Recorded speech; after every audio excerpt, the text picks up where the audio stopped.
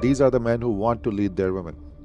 Containment is bringing somebody whose system is rattled, frazzled, frayed, in fight and flight, in vigilance, jittery, into groundedness, collected energy, calm, trust, ease. That's containment. To bring somebody from their sympathetic over to the parasympathetic, from their frazzled into their grounded, you need to be grounded. You need to be here already on the grounded side. You can't calm anybody if you're running paranoid, crazy, manic. So many of the things that were in place to help us create this groundedness sometimes have gone missing. Among those things are lack of role models, lack of men to really observe and emulate, to be around other mature men that we can admire and emulate and say, I want to be like that. Welcome to the Heart of Man podcast, a podcast for any man seeking to live in alignment with his deepest core and lead a life of profound meaning and connection. I'm your host, Alex Lehman, and I'm here to empower you through transformative conversations, eye-opening insights, and practical wisdom. Join me now as we venture into the heart of man. Let's dive in. Rupani is a teacher, author, and speaker who's been teaching about BDSM, polarity, and man-woman relating for almost 2 decades.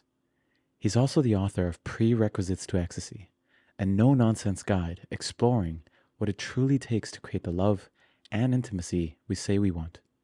Today, his work focuses on helping men embody their masculinity with confidence and depth, supporting women in cultivating passionate, harmonious relationships with their men, and guiding singles and couples to consciously integrate elements of BDSM into their intimacy. Integral to his teachings are explorations of the Dom and Sub archetypes as a pathway to greater self-knowledge and erotic depth. Om deeply believes that a thriving erotic life sits at the heart of a fulfilling relationship.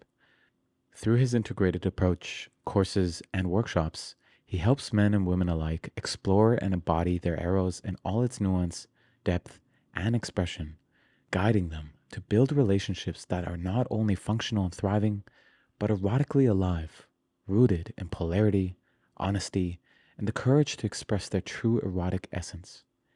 As I mentioned in the podcast, I first came into contact with Om's work earlier this year. Even though I was completely new to the world of BDSM, reading his book and listening to his podcast gave me a felt sense that this field might offer me an access point to expand my capacity for greater leadership and depth. And all I can say is that the impact this training had on me was both surprising and deeply inspiring. That experience led me to invite him into this conversation, exploring how BDSM can help us become better leaders. In our interview, we explore one of my favorite aspects of Om's teachings, the concept of containment, what it is, why it matters, and how a man can begin to cultivate it. We dive into what it means to become self-contained, grounded, and anchored in one's own core. We also discuss how couples can move beyond habitual ways of relating by embodying different archetypes, especially the Dom and Sub partnership, to invite more eros and flow into their dynamic. Om also shares why he believes men should pursue the path of sexual competence, not as a performance, but as a way of deepening confidence, presence, and connection.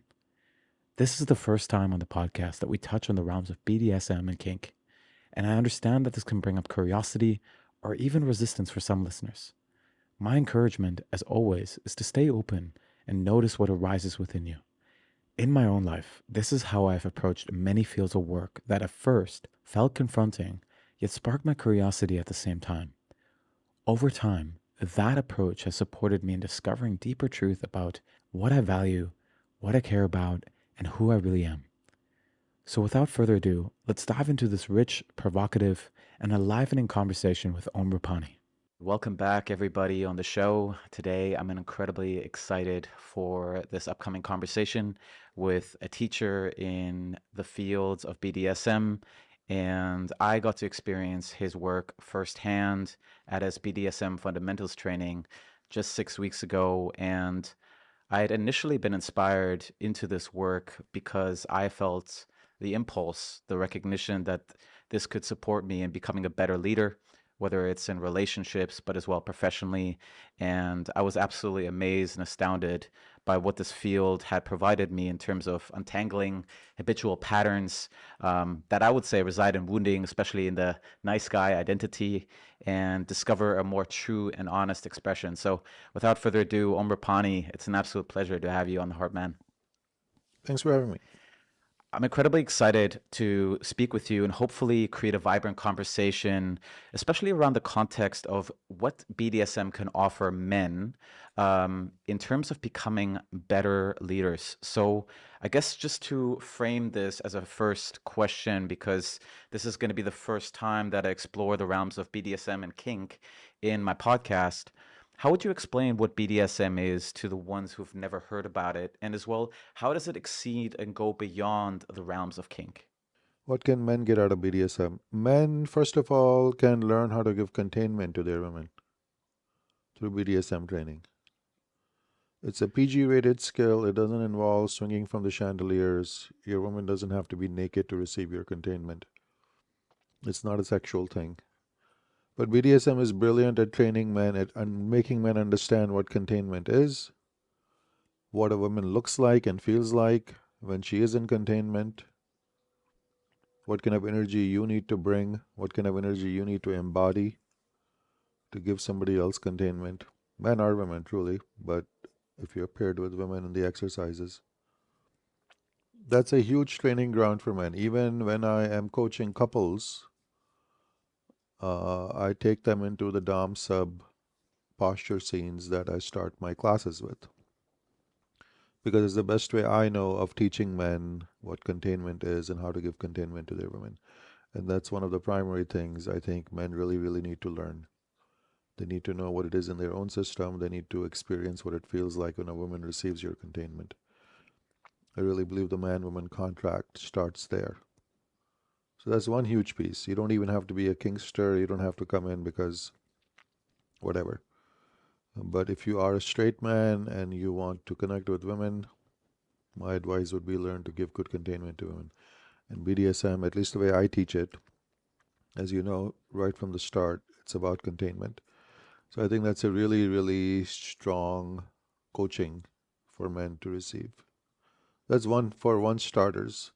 And the thing about BDSM is this: because we are working with the body live in real time, you are trying to change their state in real time. You are giving them containment here and now. Within 2 minutes, you will know whether you succeeded or not. You will know whether your containment is working, whether it's not working, as you know from our class exercises. And very quickly, the women will tell you, that was good, that was really good, that didn't work, that was amazing. And the feedback loop is really, really important. The feedback loop in BDSM is so great for education. Let me contrast this with something. You know, when I hear red pill guy or pickup artists actually don't even understand this too well, but red pill guy talk a lot about holding the frame, holding the frame, Mm. holding the frame, holding the frame, holding the frame. And when you hold the frame, and if you're holding it right, the woman will soften. And if you're not holding the frame right, the woman will rebel against you. And all I'm hearing is containment, containment, containment, containment. What they're actually saying is if you actually give your woman containment, she will soften. If you drop your containment and she doesn't feel held and contained by you anymore, her system is going to bristle. Right? So all this talk I hear about frame, right? I'm not saying 100% of the conversation on frame is about containment, but I would easily say 80%. Frame, I would say, is overall leadership of a man in a relationship. But to a great extent, energetically, moment to moment, that leadership is a man giving containment to his woman. But when you are talking to men saying, you must hold the frame, men have no fucking idea what you're talking about. Am I supposed to be walking around like a big macho tough guy the whole time, telling my woman what to do? That's what it is to hold frame. And I'm like, no. They have no way of testing it. They have no actually marker for what frame is. And I'm like, translate that into containment, and all of a sudden the feedback loop is right in front of your face. Your woman will tell you within 1 minute whether what you're doing is making her feel contained or it isn't. Mm. Right? Now, can you imagine a man like in our class exercises giving superlative containment to this woman he's holding? Do you think he's holding frame? Of course he is. And she's in his frame, happily. She's in his containment. You know what I mean? So teaching people through the BDSM modality I find extremely useful. You can really know what it means to embody these energies instead of talking about them ad nauseum in the men's circles conceptually. And then men think they know what it means to hold frame. I'm like, somebody define for me what it means to hold frame. Really. Anchor it down. Give me a demonstration of a man holding frame. I think it'll be tricky. It'll be a little tricky, which is not very useful to me as a teacher. I'm like, I need to teach this, and I need to teach this in 20 minutes because I have other things to teach after that. But can I teach you containment in 20 minutes? I can. Right? You will at least get an idea what it is. This is what it looks like when it works. This is what the woman looks like when it doesn't work. Oh, I need to adjust my energy to increase the quality of my containment. So that's one huge area of education for men to actually learn these masculine qualities. And I think BDSM, the framework of it, the feedback loop of it is really, really fruitful, productive for men to learn. That's one area. If you want to take it one step further, we can keep the concept of the frame in mind. The Dom position is a leadership position. The Dom leads the submissive. Now, we are in a community of men, certainly the podcast you do, the title of your podcast, the teachings I do. Men want to lead their women. These are the men who want to lead their women. But then again, how do you learn to do that? You know what? Do a 20-minute scene. Doesn't need to be a crazy scene. She can leave her clothes on. You can just put her in some rope and handle her system. Give her a little sensual touch. And see if you can carry that 20-minute scene from beginning to end. And she feels held by you the whole time. If you succeed at doing that, you led her well. You were in your leadership correctly and properly. So, again, for training purposes, and the men, you can tell how good the men feel when they succeed at a scene. They feel, I did a good job. Absolutely. Because the woman is melting in their arms at the end. She doesn't want the scene to end. That's how you know you did a good job. But I don't know really any other training ground outside of this live feedback loop of the BDSM scene play where men and women can give each other such live feedback on is the man in his leadership? How do you know? Hmm. Within a scene, you'll know. 15-minute scene, you will know. Did you lead your submissive? Did you lead your woman through the arc of the scene? And I think this is again a superb training ground for men. I So 100% agree. And I think that's also what leads to a level of excitement to be in conversation with you because I just see the direct feedback and as well the learning ground that men as well can step into as a result of that. So there's a bunch of terms that you have communicated that are, I guess, instrumental to your teachings. One is around containment, and then as well, one is around the Dom and sub archetype. And I would love to yep. extrapolate those, but I would actually like to begin with the realm of containment. I think that's a really wonderful place for us to start. And if you're willing to, I would love for you to share what is containment and as well, how can a man provide good containment? So truly, the best answer I think I can give you is actually a very geeky and biological one. And we covered this module in our class. Containment is actually bringing somebody from their sympathetic nervous system into their parasympathetic nervous system. Containment is bringing somebody whose system is rattled, frazzled, frayed, in fight and flight, in vigilance, jittery, into groundedness, collected energy, calm, trust, ease.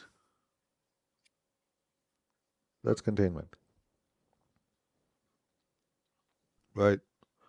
And if you understand this very simple contract in architecture, there's a lot that comes out of it, right? We can extrapolate and see what comes out of it.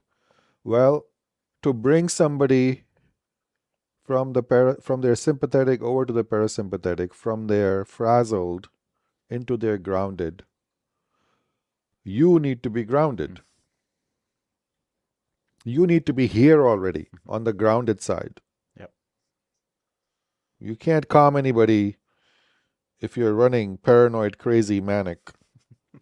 Doesn't work that way. Which means a man being grounded, a man actually not being in his fight and flight, is a core virtue of masculinity. This is why I say masculinity is not up for grabs. You can try defining it any way you want. It doesn't really work. If you define masculinity as somebody who leads, if you define masculinity as somebody who can ground and calm the people in his vicinity, well, then that man needs to be grounded. That man needs to be self-contained. That man needs to be unfuckable with, calm, assured, not reactive, not panicky. Why? Because your woman is neurotic enough. Your children are neurotic enough. Your employees are neurotic enough. If you're a leader, your citizens are neurotic enough. They're afraid. They're worried. Right? And your job is to ground them, to calm them, to reassure them. That's what makes leaders. That's what makes good fathers. That's what makes good teachers. That's what makes good doms. Right?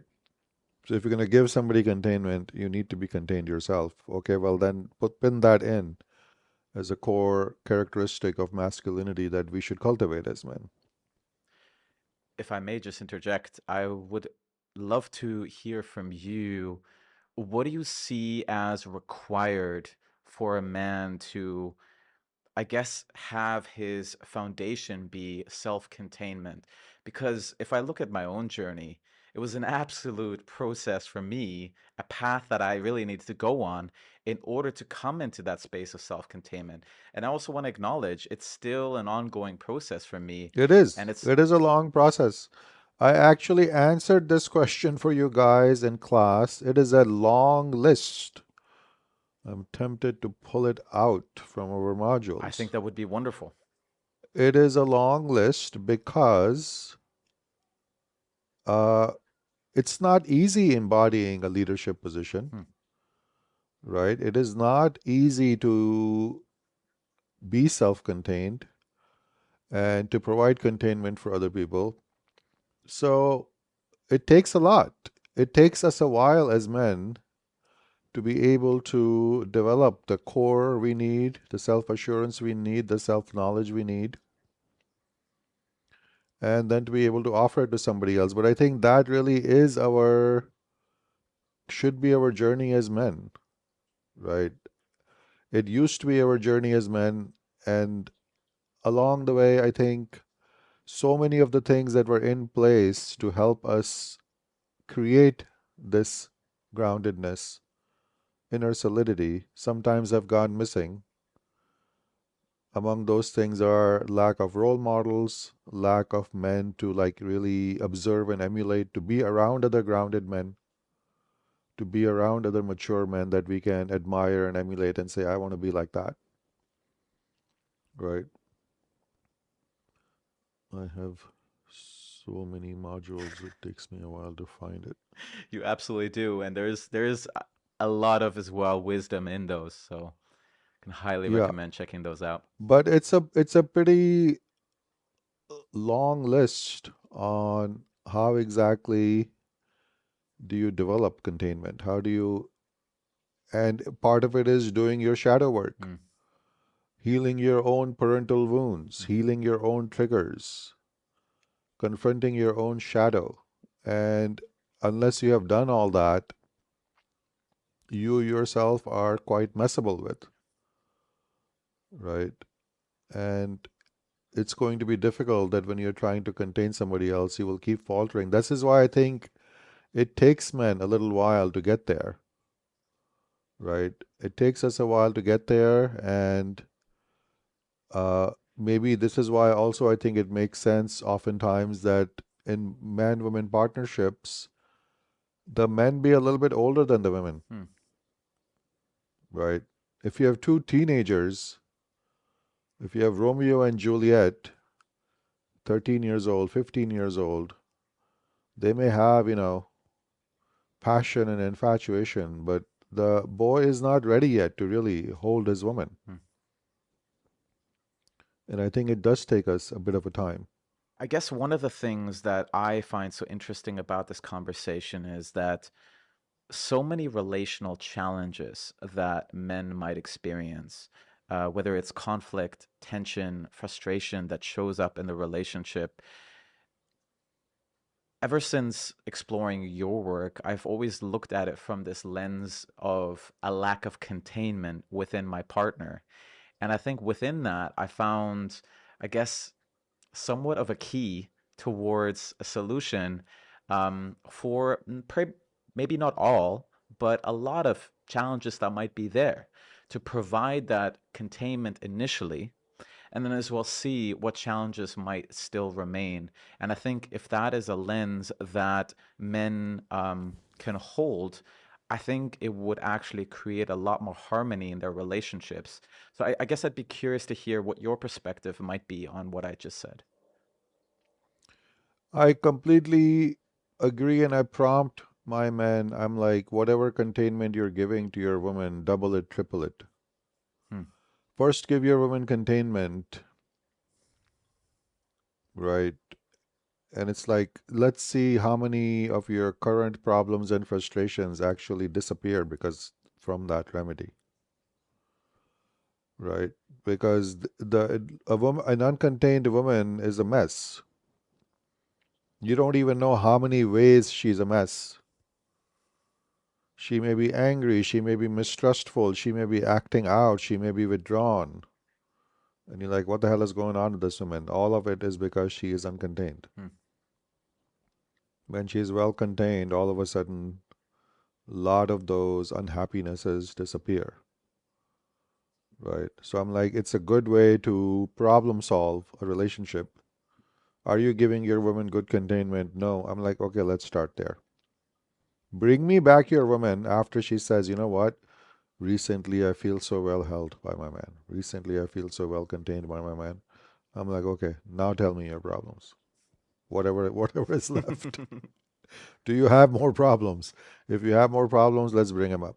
But if a woman is uncontained, I'm like, I don't even want to look at your list of complaints. First, receive containment, and then see how much is left on that list, right? And it's really a easy solution, but it is people are not aware of this, and a lot of people are suffering because of it. I have suffered because of it myself in my younger years. I believe as well, it just requires just this deep understanding for us as men to recognize when we are not contained ourselves, to return back to self containment, but also have that Yeah, capacity to observe when our partners aren't contained, what we can as well do to provide that containment. And then, as you said, see what conversations might still be necessary. But I think an issue that I'm seeing is that a lot of individuals, I guess, lead with the intellectual conversations, but miss right. depth and the value of somatics and embodiment. And I'm just so grateful as well for my own path towards breath and body work, where I've truly as well experienced hands on these, I guess, understanding for myself. But um, yeah, I guess I just want to communicate that as a big challenge. I hear you. And listen, the biggest deficiency I see in that making that happen of man giving their women containment, so many men don't think it's a priority. Hmm. So many men don't even believe being self contained is all that important for masculinity anymore, Interesting. which means they're not even moving in that direction. And then it's really hard to coach them because they think, what's wrong with me crying just as my woman cries? What's wrong with me? They won't use my language of containment, but they would essentially say, what's wrong with me seeking containment from her just the way she seeks containment from me? Yep. What's wrong with me falling apart every other day, the way she falls apart every other day? What's wrong with me with wanting her to hold me through my inner child? While they're saying that, their woman is trying not to throw up. And you know what? If that truly works for you, go for it. You don't need to listen to me. You don't need to listen to anybody. If that's truly working for you, go for it. But it isn't for a lot of people. And just as I think the woke movement is dying, I think I also see women waking up and saying, enough of these VP boys. Fuck them. We don't want them anymore. We thought we did. We thought we wanted heart, heart, heart, love, love, love. It's bullshit. We want strong men. We don't want to handle our men. We don't want to contain our men. We don't want to process our men. We don't want to deal with your mommy issues.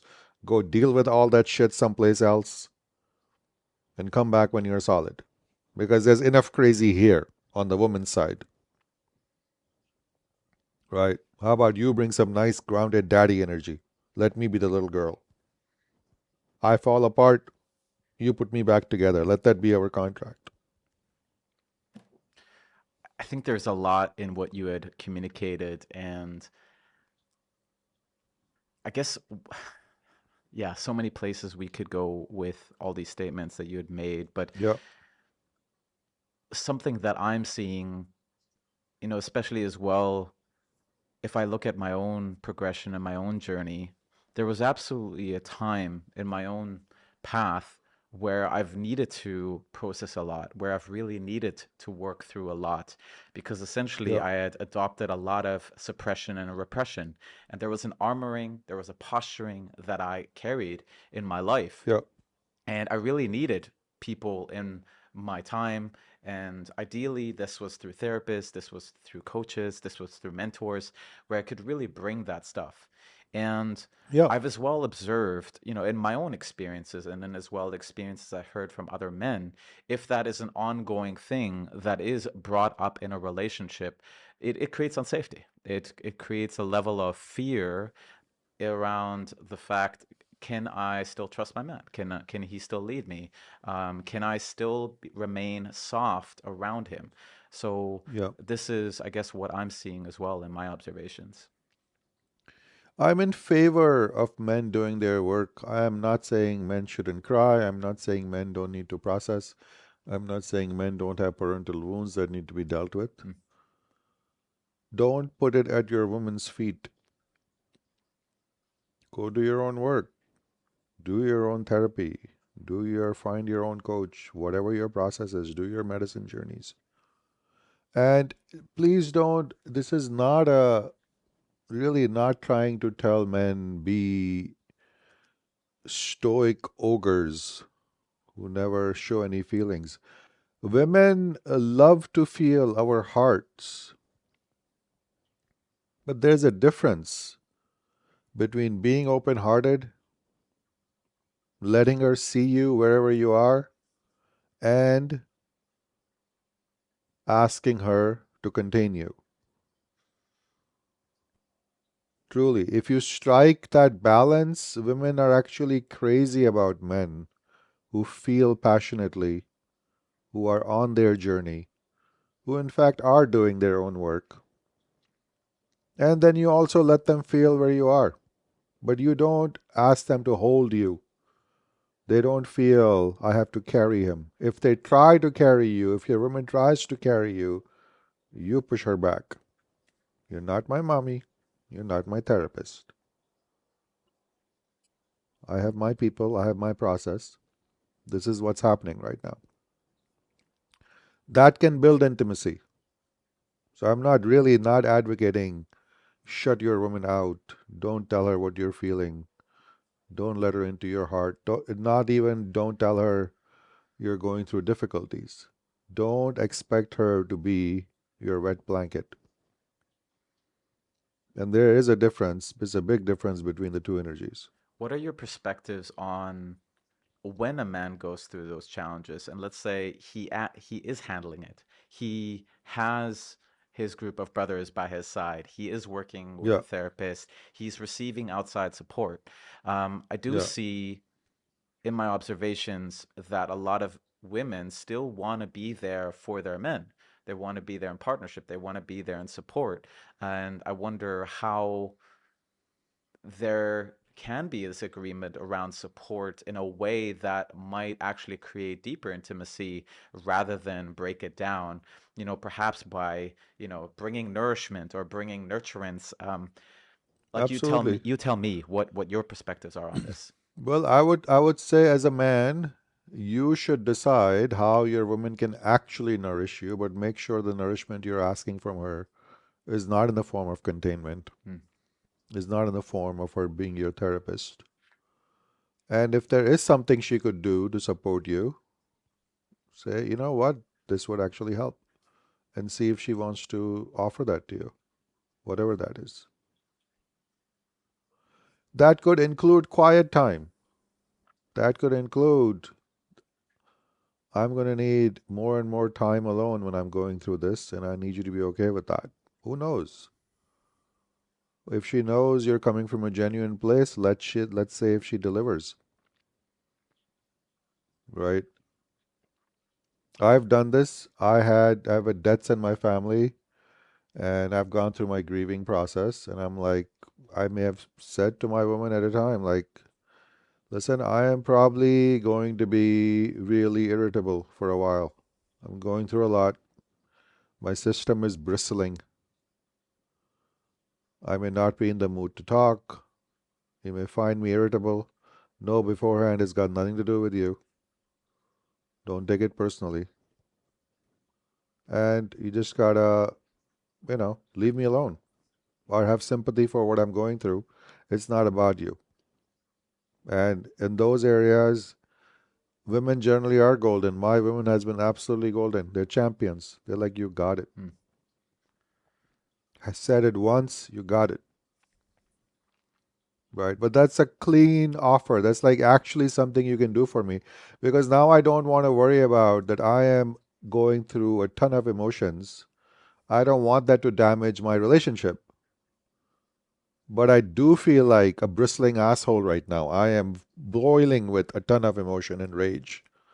I'm going through grief. I've just lost a brother who died at the age of 51, and I'm grappling with it. I thought we would grow old together as brothers. He was 7 years older than me. Hmm. And it took a while, but she was brilliant, and women are brilliant at showing up for you during those phases. But I'm not asking her to hold me in my tears to contain me. I'm asking her where it helps. Shit, ask her to cook for you. Good food helps. If she really is interested, at least might be like, you got it, right? If a woman takes offense at that, she's not your gal. Hmm. You want to help somebody, you want to support their system, help their system, Yeah. give them what they want. That's how you express love. Hmm. Make their system feel better, make them feel cared in their way. Hmm.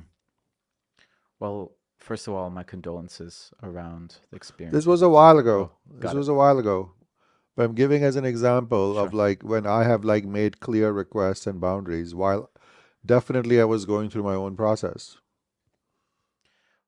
What does stand out for me, though, in terms of what you had said, was the clarity that you had brought to your woman in terms of, I'm not Yeah, in a good place. And I think that yeah, is also something that I would love men just to recognize here. There is this recognition, oh, I'm going through this. I'm going to communicate this yeah, to you to absolutely. show you, to present to you that I know this is going on, but I'm Yeah, handling it. I'm not just putting it under the rug. I'm not just suppressing it. absolutely. I'm not numbing myself. I'm not going into addictions or Yeah, compulsions. And I think that right. is like maybe sometimes the frame that a lot of men see this context under. Like, let's definitely do this. Let's do our work. Like, let's move through the emotions, but also let's do it Yeah, in a contained way and yeah. ensure as well that our partners know that we are handling it. I think that's great. And I think when women see that, they actually feel reassured. Yes. They feel almost happy that first of all your heart is open, you're feeling things, and also that you're handling it. Hmm. Right. Women love that shit. Women love to feel that men are feeling things and going through things, but don't put it on their feet. They don't want to carry it for you. In terms of the conversation around containment, I wonder if there's anything else that you would like to communicate that you believe could be valuable for men to know. I don't think men appreciate how important it is for sex. Right. Men think the model we all have been given is to take a woman into sex, you arouse her, you arouse her, you arouse her, you arouse her. You reach for her erogenous zones and you do happy things to her erogenous zones, and hopefully she will get aroused and she will like you for it. That's the model we have. There's a model you see in porn. Go for the arousal zones. There's nothing wrong with the arousal zones. You should know a woman's body well, but they absolutely do not understand how important it is to first take her into containment for her receptivity and for her arousal to actually open to you. It seems to be like a big open secret. Men still don't understand this. I have to teach this to men every day. I have to teach this to men in every class. And I still don't. It's one of those things like men don't really believe it. I tell you, arousal lives at the bottom of containment. You hear it, you don't really believe it. You're like, when do I get to tweaking nipples? Because I know that's what really works. I'm like, no, really. Put a firm hand on her shoulder and bring her into containment, into subspace. That's going to lead to better sex. You're like, it doesn't look like sex. She looks like she's falling asleep. Yeah, but she's relaxing. She's trusting. She's coming into containment. She is going from her sympathetic side into her parasympathetic side, and sexual arousal lives on that side. It doesn't live on the fight and flight side. On the fight and flight side, your sex gets shut down Hmm. because you're in survival mode. You can't afford sex, Yeah, it's not a priority. right? You're being hunted. Food shuts down, sex shuts down on the sympathetic side. On the parasympathetic side, you get your appetite, you want to feast. They literally call it the rest and fuck mode. Officially and unofficially. Doctors call it that. Scientists call it that. Right? Eat and breed mode. Because literally your appetites open up. This is why when you see somebody who's been running on cortisol in fight and flight mode, they can literally like forget to eat and they lose weight. And you look at them and you're like, what the hell is happening to you? You lost 15 pounds since the last time I saw you. They may be in grief. A member of the family might be in the hospital. They may be just worried day and night. They're just stuck in management, fight and flight. And appetites disappear. You're in survival mode when you're in the sympathetic nervous system. You waste away. You use up your resources. You're burning cortisol and adrenaline. You're consuming yourself. Right. So, and people don't, going back to the erotic part, men really don't understand how important it is that to take your woman into arousal and sexual receptivity, actually give her containment first. So it's not just about, it may look very PG rated, but truly great sex lives at the other end of it. Hmm. And this is a secret BDSM people seem to know. Because the first thing they do is they take their submissive into subspace. And subspace is a trance state, it's containment. It's a deep relaxation. and the parasympathetic, right? And amazingly, arousal just opens up there big and wide once you get in there.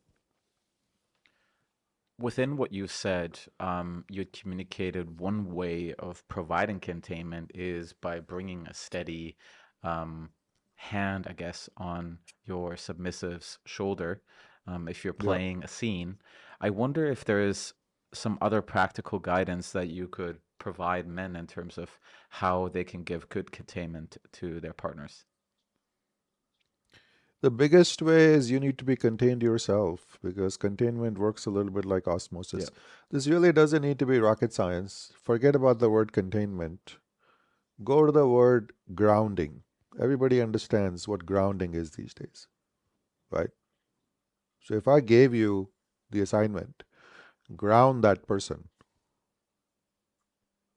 how would you go about doing it? What would you need to do to your own system to be able to ground somebody else? If you were to approach them with shaky, jittery, crystal meth energy, would you be able to ground them? Right? If you were to approach them with chihuahua energy, would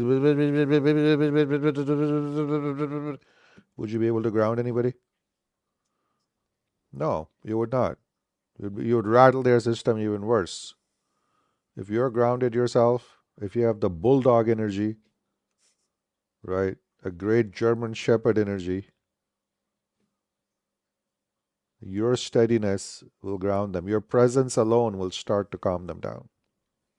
Your talking, your voice, the rate at which you're breathing, the rate at which you're talking, the lack of urgency in your voice, the timbre of your voice. That it's not really pissed, high and panicky and really worried right now. That you're calm. They come into attunement with you, right? And if you're not in that state, you can't give it to anybody else. Doesn't work. So be self-contained. That's the biggest thing. There aren't any techniques that are going to work in spite of you being self-contained, right? If you are in a crazy, crazy, crazy energy, really, really shaky, there are no techniques I can teach you to ground somebody. It's just not gonna work. You are not the person to ground anybody today. There are no magic solutions. If you are batshit crazy and ungrounded and panicking, there are no tricks to be had with which you can ground somebody else. None. So your energy matters. You are the instrument. It's a human to human connection. Human beings ground other human beings, right? So this is probably one thing hopefully AI won't replace us with, but you never know. I'm sure AI could probably create a very soothing, grounding voice. But maybe it can't do touch yet, but what the hell knows? Oh, I don't know what Elon Musk has got cooking with his Optimus robot. Well, I guess we're going to find out. But it was amusing as well to hear everything that you had said and notice when you had spoken from that high-pitched voice. I did notice Yeah, my nervous system your whole activating. system will rattle. Absolutely, and I observed It that. will rattle. And the response is that immediate. It Yes. is hormonal. Yep. When I go into that thing, your body probably shot out cortisol and adrenaline. Hmm. It is that immediate. And then as I start to settle in, your system starts to settle in. That's it. It ends up being like a startled response. When we get startled, we for a moment we lose containment. Yep. We panic, we jump straight into the sympathetic because we don't know if there's danger. Hmm. We're prepared to fight and flight. And then we're like, oh, that's a rope, not a snake. Yep. Calm down. I as well regularly observe that. I mean, generally, self-containment is definitely a deep value that I hold and prioritize in my life. But I would say, especially in sessions with clients, that's really where I would say I really double, perhaps triple my Yeah, containment using your words. yeah, And I yeah, as well notice, what it does when I lean back, when I speak slower, and like when I speak from my core, let's say, from my deeper belly versus, from my throat or from my chest. Throat or your head, Yeah, yeah. when I'm breathing deeply, when I feel my feet on the ground, when I feel my sitting bones being pressed into the chair. I mean, I think this is a very somatic conversation that um, a lot of individuals miss. And I think this is also really a call to men to really step into this type of work that allows them to get out of their heads, really get into their feeling bodies as well, to the felt sense experience, so they can as well use that, let's just say, as a transmitter to notice and sense and feel where the individual in front of them is. Very much so. And I think so many forms of training essentially train us towards this energy. If you do any kind of martial art, apart from learning any other technique, the core technique will be to come into your center, to be grounded, to be steady, to be in your hara, to be in your center. There are all these words they have in different martial arts. Your center line, your hara, your core, and you don't do anything else till you have established that first. That's where you come to first. From there you act out. You come into that center first. It's the same logic. Whether you meditate, if you do yoga, if you do dance, you have to dance from your center, posture, erect. So much of training, pretty much any somatic training you do will essentially train you on some kind of coming into your core. Because we operate our bodies better when we're in our core. Yep. Otherwise, we can be accident prone. Yeah, absolutely. And I guess as well, I want to thank meditation, yoga, breath work that allowed me to resolve all the accumulated, stored emotions that were present. Yep, Qigong, all of these modalities have deeply right. supported me towards coming into a baseline that is self-containment and groundedness. This is why I say it takes men a little while. It may take us a little while to find our center, to try different modalities, to try different Yes. practices, to mature in them for a little while, and then we grow into it. Hmm. It's really hard to kind of be in it when you're 13 years old, 14 years Mm. old, 15 years old. We are still too shaky, Yep. too lanky, too awkward, too ungrounded, too we don't know ourselves well enough. Well, I'm happy that we got an opportunity to really dive into the conversation of containment because I think it is such an important principle for men to understand, but as well exercise in their lives. And I would like to pivot our conversation slightly and address a fundamental aspect of your trainings, which is the Dom and Sub partnership. And would love to look at, um, what occurs when one partner chooses to adopt the role of the Dom, and then one partner willingly chooses to adopt the role of the sub. So, a two-part question here for you. What is your understanding of what archetypes are? And then, how would you explain the energies of the Dom and the sub? What are archetypes? Archetypes, this one simple way to define archetypes is think of a role. Think of any role and then truly understand how many facets, how many variations that particular role has. So, what could be a role? You can start right from the family and work your way outwards. Mother is a role, father is a role, being a brother is a role, being a son is a role, being a daughter is a role, being a grandfather is a role. Right? These are positions we play relationally just within the family. They are inherently there. You're a mother and a father, you're going to have children. So you'll have the child archetype, you'll have the parent archetype. Can't get away from it. It's built in, right? Now you can say, what does it mean to be a mother? And it's like, oh my God, that's a big role. So imagine at one level you can say, well, here is this particular woman who's a mother. So she is a mother. She occupies the mother archetype. But now imagine all the mothers that have ever lived. That's mind boggling. Every kind of mother, all over the world, with all kinds of challenges, in all financial situations, in all kinds of different circumstances. Every variation of mother: good mother, warm mother, dark mother, consuming mother, nourishing mother, sacrificial mother, destructive mother. That's a lot. All of that information and data fits into the mother archetype. The archetype is so rich. It is so much richer than any single mother. But we can see the necessity of it, the necessity of the concept, that this entire whirlwind of mother possibilities, we have to place it someplace, and it does belong in the mother archetype. They're all variations of motherhood, right? And at the spiritual level, you can think that this is what the world is doing. It is playing with these archetypes to gather experiences. Every kind of mother situation, every temperament of mother, every kind of mother that has had every kind of relationship with her children. All of that falls in the mother archetype.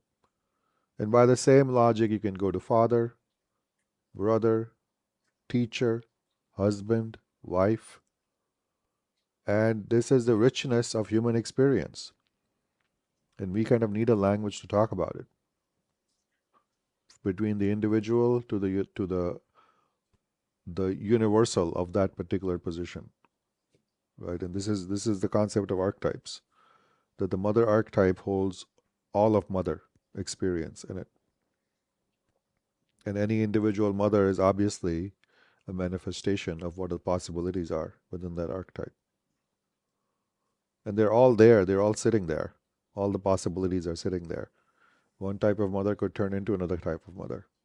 The possibilities are all accessible. The darkness of it, the lightness of it, transitioning from one aspect of the mother to another aspect of the mother. So this is why the archetypes are needed to like talk about the position and also the relationality between the archetypes, because the archetypes usually come in relational pairs. If you have a teacher, you have a student. If you have a dom, you have a sub. If you have a parent, you have a child. Right? It's that the relationships define each other and archetypically. So now think all the teachers and all the students that have ever lived and all the variations of their relationships. And they're all present in the teacher-student archetypical relationship. So these concepts I think are useful to talk about. And then going back to the dom and the sub, uh, again, you can say it's a leadership and followership dynamic. The dom leads the submissive, and if the submissive is there happily, willingly, by consent, it's because having this dom as their leader benefits them. That's really the only reason to form these relational contracts. It benefits both people. It works for them. In the context of BDSM, oftentimes this relationship starts in the erotic realm. So oftentimes a dom sub dynamic is an erotic dynamic. They explore eros together, which is fun, which is great. And because dom sub is so inherently built to explore eros, it is also a great archetypical pair to offer to long-term couples, to husbands and wives. Because husbands and wives actually have a very hard time having great eros. This is why my prompt to husbands and wives: learn to be dom and sub as well. Because dom and sub is holding a lot of erotic reservoir, whereas the husband and wife truly are built for domestic partnership and child rearing.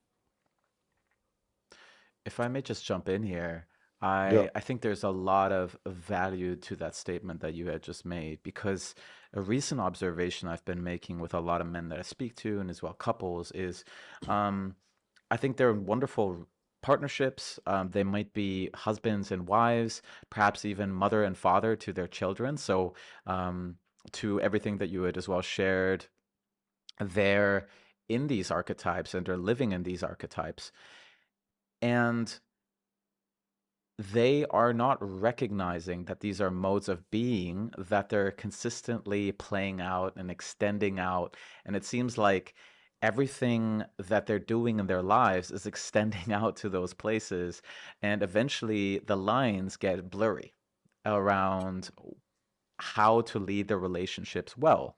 And I loved one podcast that you had brought out in your own, which was a BDSM skill around ending your scene. And I think Mhm. this could be an interesting place for us to explore this idea of creating scene time and creating distinct moments to switch archetypes. So let's say so I guess to bring it back to a question, let's say we have a partnership, where perhaps they're husbands and wives to each other, perhaps mothers, fathers to their children, and they want to spark their arrows again. How are they able to use this principle of BDSM to create scene time and then as well exercise that to begin in their erotic realms? Well, the biggest training they need and the biggest challenge is to teach them how to switch archetypes with each other. Switching archetypes is tricky. It needs a little bit of conversation and understanding and desire to do so. Otherwise, people stay in the same archetype with each other. It is actually very difficult for any two people to operate in more than one archetypical pair. It's a psychological challenge. So let me clarify that for you. So I give this example in class that if let's say your younger brother or sister ends up becoming a doctor, chances are you will never go to them as a patient. You're like, you're not a fucking doctor, you're my kid brother. People have a hard time. People have a hard time really changing the archetype with somebody they have already have established archetype with. Husbands and wives have a really hard time in my classes. Husbands and wives have a hard time stepping into Dom and Sub because they are so entrenched in that one primary archetype connection that they know each other as, right? So that seems to be the biggest challenge. It's like, uh, can we transition from husband to Dom, from wife to submissive? If you can, then you're golden. You have access to those archetypes, and then those archetypes will kind of take over. But making that transition psychologically takes a little something. It takes a little willingness. Hmm. It takes a little flexibility. It takes a little playfulness to say we're going to switch roles. This is why, actually, role playing has always been like the go to naughty thing people can do in the bedroom. But again, role playing is brilliant. But what is role play doing? It's switching archetypes playfully in a silly way. Doesn't matter. So we need silliness. We need silliness to say the role you and I play with each other 24/7. We're not going to do that anymore. Right now, you're a damsel in distress, and I'm a fireman. Like, yes, come rescue me. But that playfulness is what's needed Yep. to leave behind the heaviness and the momentum of your husband and wife archetype. Do it. Any gateway to finding some other role with each other which has more erotic potential, take it. Any role play that works for you, take it. Right? And Dom Sub, you can call it a kind of role play. It's a bit of a switch from your everyday energies, from husband and wife, from domesticity, from child rearing, from being parents. That for this evening, you are this and I am this. Hmm. And we may even take on different names tonight. All of it. Play with it, truly. Use your imagination. And you will find, oh, all of a sudden, Eros is here. all of a sudden there is more mischief and more play available. Surprise, surprise, right? Take it. I think Dom, if teaching them people to be Dom and sub is simply doing that a bit more formally. I thoroughly enjoy what you had just said, and I consider when couples first meet, when we first get introduced to each other, it almost seems to me that we embody these archetypes of the lovers, and there is an excitement, there is an Yeah, anticipation.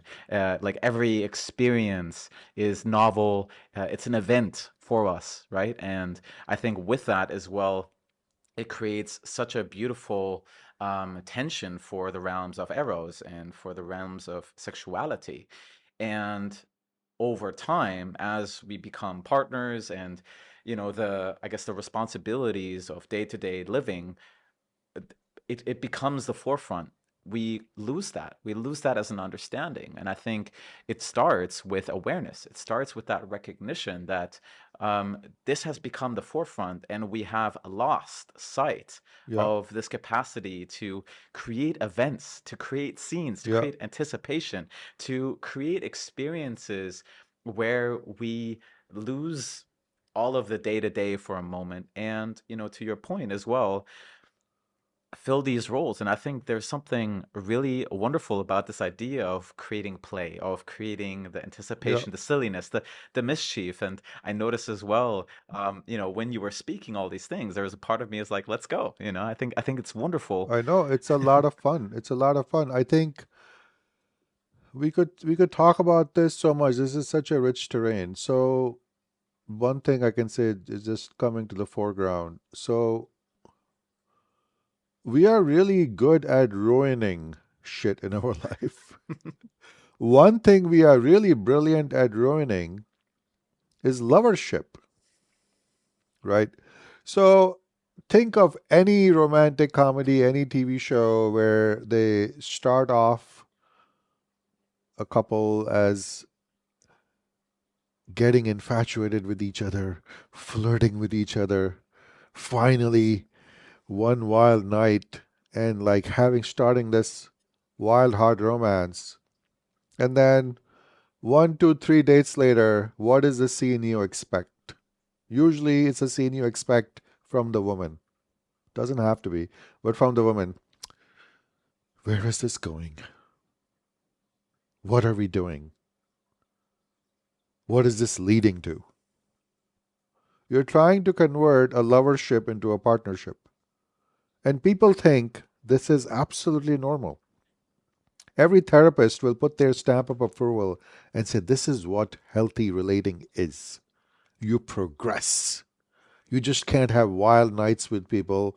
You must form a relationship. You must form domesticity. You must form commitment. To that, I boldly say, bullshit. Bullshit. One of the best things people are ruining on a regular basis are great loverships. Loverships work exactly because there is no domesticity. Loverships work exactly because it's stolen time. Loverships work exactly because we're only here at Burning Man for 2 more days. And I can't wait to fuck you as much as possible before you leave. Lovership is some girl running into you on Bali and she has to be on a flight on Wednesday. That's lovership. And it's fucking fabulous. You don't want to know about her electricity bills and her domesticity and her nonsense, and she doesn't want to know about yours. But you can meet together and you can truly meet each other. It's not like there can't be intimacy. You can meet each other, you can see each other, you can open your hearts to each other, but in that limited container of lovership, there can be tremendous eros, there can be a fling. And you can do that over the long term, but people are like, no, no, no. That's all you've been doing? Meeting once in a while and having crazy sex? I'm like, meeting once in a while and having crazy sex is awesome. Don't fuck it up. And it's not like you can't or should not have domestic partnership, Right. but don't try converting a lovership into a domestic partnership. It should be an entirely different assessment. Mm. And could a lover sometimes turn into a wife? Possibly. Most of them don't. Mm. Most of them actually function in this limited container, which can be quite beautiful. So I have said things that are a little controversial. How does this relate to our whole conversation? Archetypes. Lovers is a very specific archetype. It's a really passionate, limited time container archetype. And if you actually let it thrive there, it sparkles. It can sparkle for years. But years meaning you will meet once a week or once a month. And you can have great love affairs for 5 years and actually care for each other and write each other great love letters. But have this urgency for each other, but don't try to convert it into a domestic life. It is not what it's built for. If you do, it will become something else. And then you will say, you married that lover, and you'll be like, remember the time, how it used to be? We are not like that anymore. Of course, you're not. You're husband and wife. You're not lovers anymore. But then people miss that passion. And then they absurdly want to demand that I want to have that lover energy with the people I've been living with for 10 years. I'm like, that's hard. Mm. That's going to be hard. Because those archetypes are not always compatible. Mm. Yeah, I think what it really requires is that capacity to create range and to have that capacity as well and this is training, I would say. And I would say as well, there's been a number of teachers in my life Yeah. that have supported me as well in learning to hold oppositional archetypes and as well create range in them and as well learn to be fluid in them, to really see what archetype might actually serve the experience right in front of me. And it is not easy. It is a big challenge relationship wise if two people are trying to do it together. Hmm. It is not easy. So I'm not really saying it's easy, but I'm saying if you actually understand archetypes and what each archetype really is good for, if we could save ourselves a lot of misery if we don't try to convert archetypes, if we don't try to clump, if we don't try to think, lovership automatically progresses to domesticity, domestic partnership, and while in my domestic partnership, I want to retain the passion of our lovership. How many people have wanted that, but how many people have ever succeeded at having it? I would say the failure rate is 100%. And yet we still all complain about it. But I think we are confused. We don't understand. Husband and wife don't live in that passion. Husband and wife build legacies. Husband and wife transition into mother and father and they raise children, which is a wonderful, bold, brave commitment to take on. It's commendable, but it isn't a lovership. It isn't a dom sub dynamic. It is creating a lineage. It is creating a family, which is amazing, which takes everything out of you. But eros is really not a big element of it. You don't need great eros to raise a great family. So, for listeners who are, I guess, asking themselves how to work with that, do you believe that a valuable way to work with this is, of course, be husband and wife, be mother and father in your day to day if required, but perhaps once a week, maybe twice a week, depending on what Yeah, your needs are, come together as Dom and Sub? absolutely. That's what I do. So much within that conversation, and I think it's definitely a very edgy topic to address. And I do think, especially because I recognize there's so much nuance within that conversation, and as well with the lack of time that is present, I would like to actually pivot to a different subject matter and, have that be as well, I guess, our parting conversation around something that I think can be a tender topic for a lot of men. But I really want to frame this as a call to men to lean into um, their fear of women, perhaps rejection, or even humiliation. And, I observe in many men, and I observe as well past times in my own experiences where I have consistently sought approval or, was seeking to prove my worth. And I think what the issue with that, when I observe it, is that it rarely tackles things at their core. And, of course, let's pursue a path of mastery in our lives, but we also got to place our attention towards the very things that demand it. And I think sometimes something that is lost is the the difficulties that a lot of men can experience around worthiness. And I Yeah. guess within that, I would like to just hear from you. What do you believe makes it important for a man to explore sexual mastery, and how might it as well support him in his life beyond just the realms of sex? I think having sexual mastery, having any kind of a mastery, is a genuine path to self esteem. If you're lacking in self esteem, increase your mastery. Focus on your mastery, live in your mastery.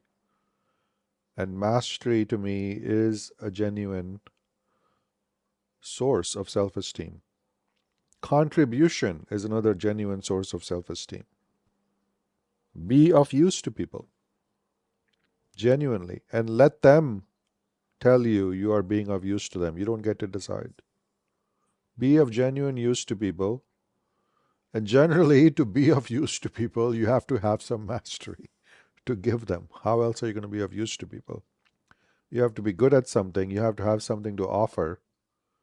Offer that to people. Be of use to people. Everybody is self interested.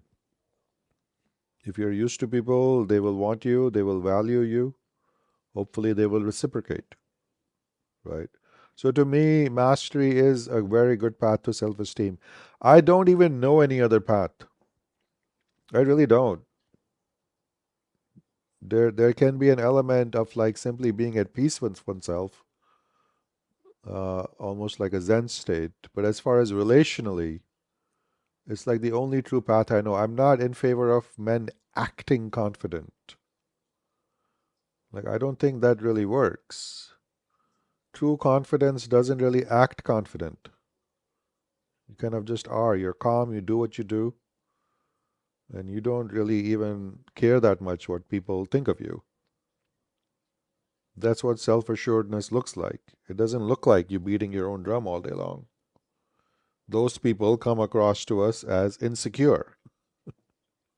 People who are name dropping, people who are trying to prove themselves. You feel like they're so insecure that they are constantly, again, they're seeking the acknowledgement. Men try to do that with women with disastrous consequences, seeking approval, even trying too hard to impress them. But women, like, why are you so insecure that you're trying to impress me all the time? Why aren't you just comfortable in your own skin? Right? So, by all means, in your romantic relationship, in your erotic dimension, acquire mastery so you can simply deliver. You don't have to announce it beforehand that I have sexual mastery. Handle her system well, make her feel contained, put a smile on her face, let her tell you, can't wait to see you again, and mean it. And you will feel confident. You will feel good because you delivered. You were of use. Be of use. Be of sexual use. Be of use to women Hmm. instead of pulling for their approval. Really. Men want to be useful. This is a conversation easier to have with men than women. Women kind of take it very personally when you like, what use are you to a man? They're like, ugh. With men, I will say, yeah, what use are you to a woman? You should not take offense at that question. Tell me how useful are you to women, and it doesn't have to be your wallet and bank account and your fame. It can be I give great containment. Yep. Whatever it is, whatever mastery you have that women can use, they will let you know when you're useful. They will come back for more because people are self-interested, Hmm. right? So I think that is a correct path for us to actually have genuine and calm self-esteem.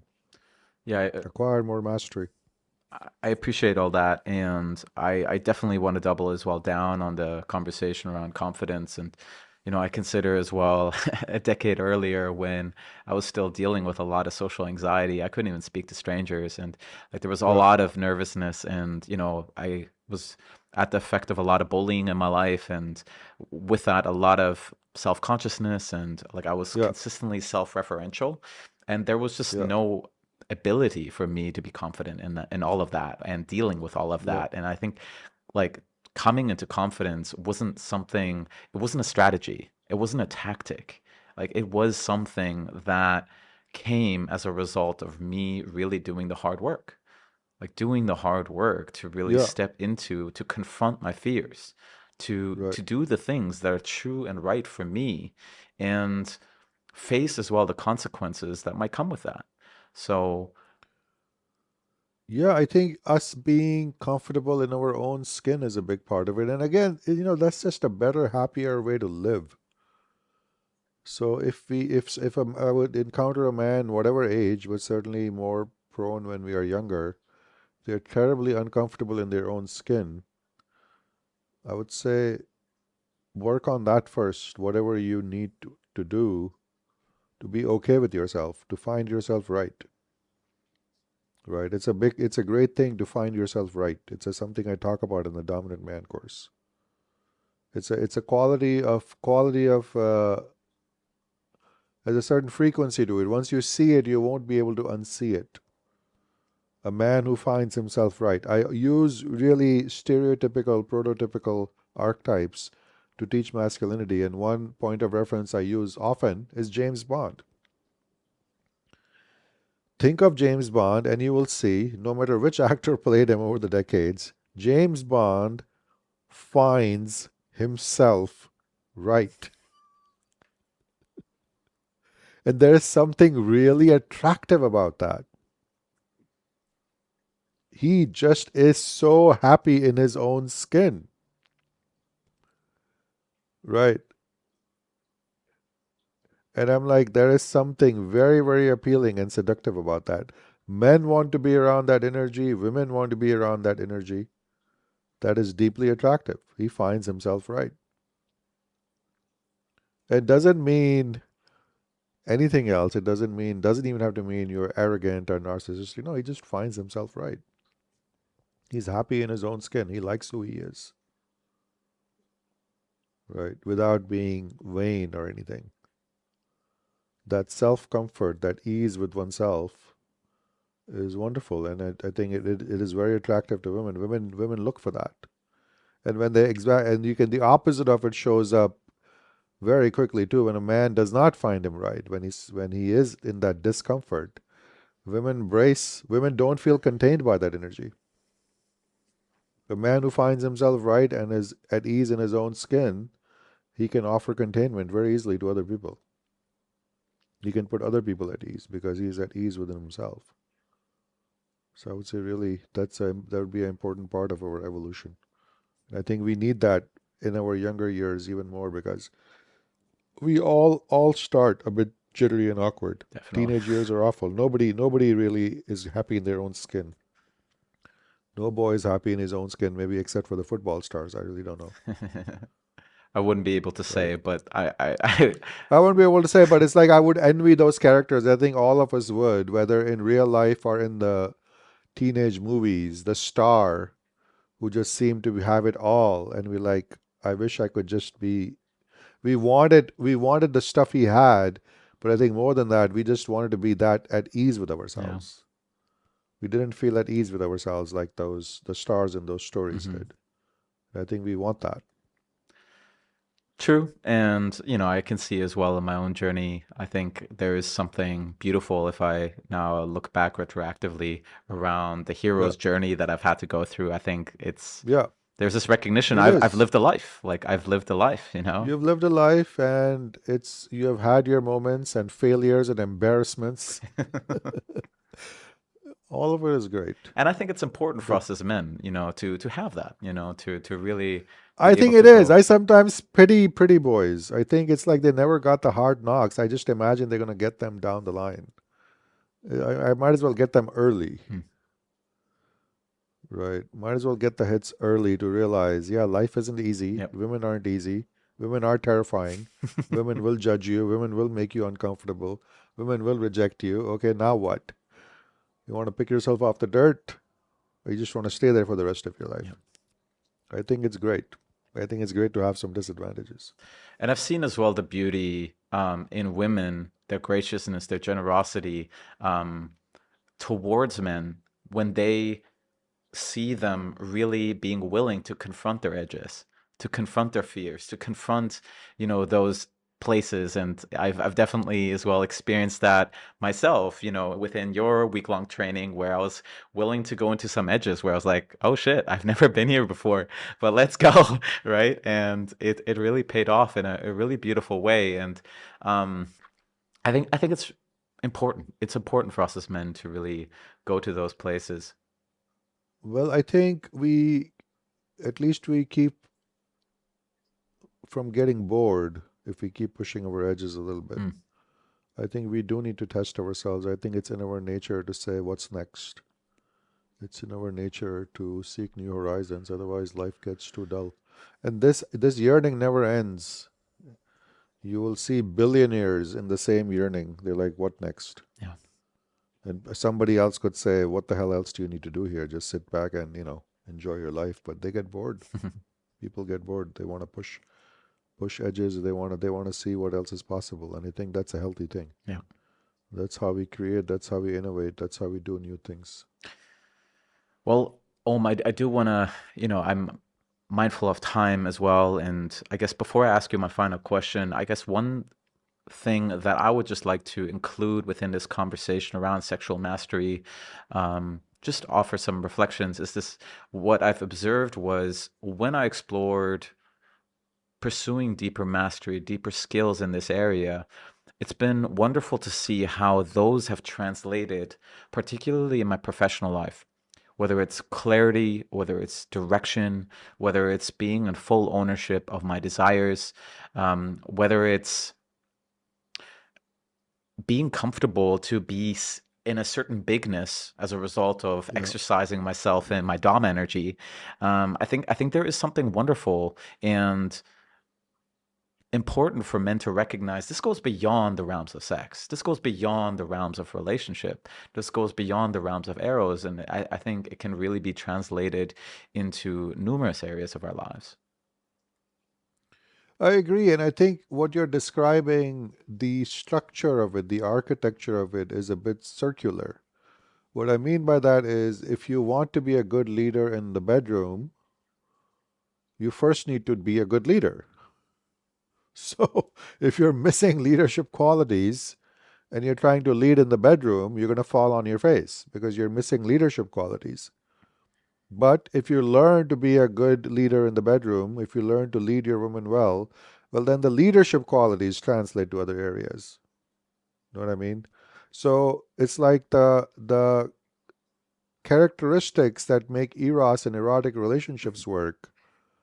Those characteristics apply to many other parts of our life. We can name a couple of other ones. Knowing yourself, knowing your desires, having clarity around who you are and your desires.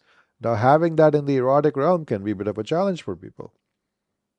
People are shy about admitting their desires. People are shy about being seen in their desires. People are not comfortable in their own skin, in their erotic desires. So, if you find yourself in that zone in your eros and then you make your journey and you come into clarity and you are able to speak and you are able to stand and be seen in who you are, and if you can do that in your eros, which is quite vulnerable, then yeah, when you bring that same quality elsewhere, you will bring that self-assuredness because you have had a zone to practice it in. So like from zone to zone, what you build here, it does translate from the erotic to the non-erotic. So that very much is the case. Absolutely. And I think some of these in our eros we are more vulnerable. So if we can learn to operate there and be clear there, lead there, be masterful there, it's almost things are easier in the boardroom because everybody's got their clothes on. Truly, right? If you can be assertive in the bedroom, I think you can be assertive in the boardroom. If you can be clear in the bedroom and know your desires and ask for what you want, even state your boundaries, I think you may have an easier time doing all of that with civilians Mm-hmm. in a collaborative work environment. So you definitely, whatever muscles you build here can be used elsewhere. The containment you learn in your Dom sub dynamic. That containment will come in handy anytime you need to give somebody containment. It'll come in handy when you need to give containment to your children. People say this all the time. I'm a better Dom to my kids now. My kids listen to me more now. I know how to lead them better. I don't just scream at them like I'm in overwhelm. I actually Dom them and they respond better. I'm like, good, right? Well, I would say let's keep it here. And Okay, there's been a lot that we've explored. First of all, I just want to say thank you for your time, Om. absolutely. And I've Yeah. absolutely appreciated this conversation. Before I ask you my parting question, I would love to hear where can our listeners find you? And is there any offerings that you would like our listeners to know about? You can find me at omrupani.org. I teach workshops. All my workshops are listed there. And yeah, I do particularly want to plug my upcoming Bali workshop. You're in Bali. I'm going to be teaching in Bali this year, 2025, right over Christmas. Decided to put a workshop right on top of Christmas, so hope people will come. Yeah, all the information for that is on my website at omrupani.org. Check it out if you have any questions. That's the same class you took Yep. a few months ago Mhm. in Austria. So yeah, hoping people come to that class and take part in all this education that we're talking about here today. Wonderful. And I want to say as well, Om has been generous enough to offer us or offer the listeners the discount under the code name Alex. So feel free as well to check that out. And I'll as well put that in the show notes. Um, so, as a parting question, Om, within everything that we have spoken of and within the context of leadership, what is the number one thing that you would like to leave men with to focus on to become better leaders? It's a big question because leadership is a really big question. I think you have to, again, first of all, really be clear in your mind what exactly you're offering as a leader. Who are you actually offering your leadership to? Are you offering your leadership in a company? Are you offering your leadership in a relationship? What are you offering somebody? And then truly actually understand leadership. I think people don't understand leadership. People don't understand how self sacrificial it is. You should even selfishly ask, why do you want to offer your leadership? Because it takes a lot of energy. It's an expenditure to lead people. So, what is it that you're trying to create? Leadership is a partnership between the leaders and followers, right? It's always bigger than the leader or the follower. It's a unit.